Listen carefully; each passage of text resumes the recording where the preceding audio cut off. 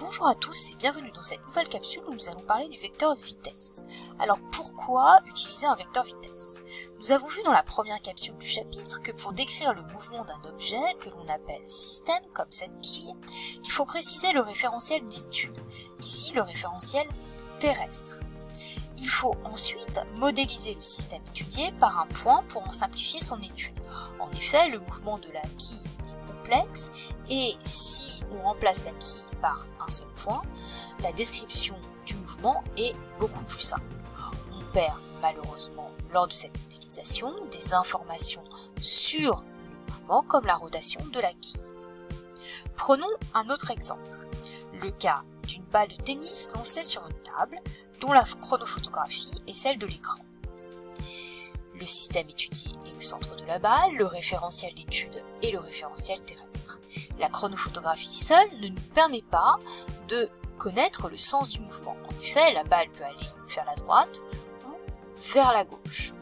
On voit que la trajectoire est rectiligne, mais on ne peut pas savoir si le mouvement est accéléré ou au contraire ralenti. Pour décrire le mouvement précisément, on va utiliser un outil mathématique que vous connaissez bien, qui est le vecteur, ici le vecteur AB. Quelles sont les caractéristiques du vecteur vitesse? Un vecteur est un objet mathématique représenté par un segment fléché.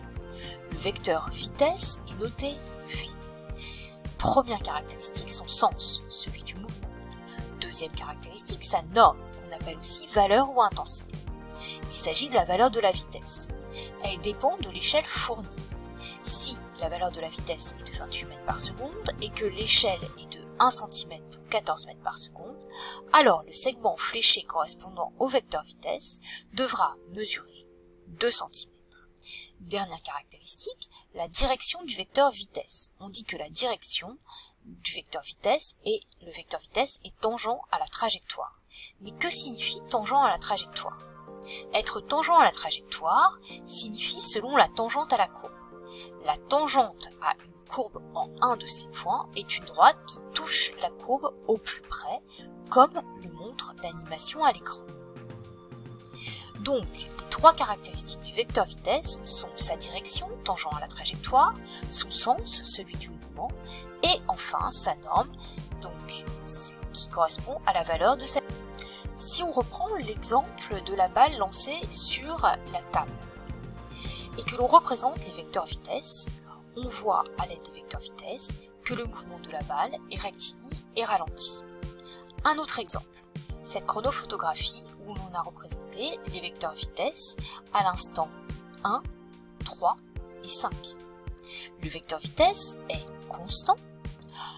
Un vecteur est constant si toutes ses caractéristiques, direction, sens et norme, sont les mêmes tout au long du mouvement. Le mouvement de la balle est rectiligne et uniforme. Intéressons-nous aux variations du vecteur vitesse pour décrire la nature du mouvement. Dans un référentiel donné, l'évolution dans le temps du vecteur vitesse du système permet de décrire son mouvement. Au cours du temps, deux catégories sont à envisager, la variation de la direction et du sens ou la variation de la norme. Si le vecteur vitesse a une direction constante, alors le mouvement est rectiligne. Si le vecteur vitesse a sa norme constante, alors le mouvement est uniforme. Dans tous ces mouvements, le vecteur vitesse varie.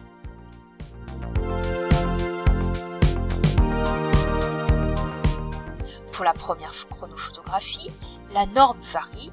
Pour le vecteur vitesse, la direction est constante, le mouvement est rectiligne non uniforme. Dans le deuxième cas, la norme du vecteur vitesse varie, la direction varie, le mouvement est non rectiligne et non uniforme. Enfin, dans le dernier cas, la norme du vecteur vitesse est constante, sa direction varie. On peut dire que le mouvement est non rectiligne mais uniforme. Que devez-vous retenir de cette capsule? Qu'un vecteur vitesse, V, a trois caractéristiques. Une direction, tangent à la trajectoire. Un sens, celui du mouvement. Une norme, la valeur de la vitesse en mètres par seconde. Suivant la variation du vecteur vitesse, on peut précisément décrire le mouvement. Si la valeur du vecteur vitesse augmente, le mouvement est accéléré. Si la valeur du vecteur vitesse diminue, le mouvement est ralenti. Si la valeur du vecteur vitesse est constante, le mouvement est uniforme. Enfin, si la direction du vecteur vitesse est constante, alors le mouvement est rectiligne. À bientôt pour une prochaine capsule.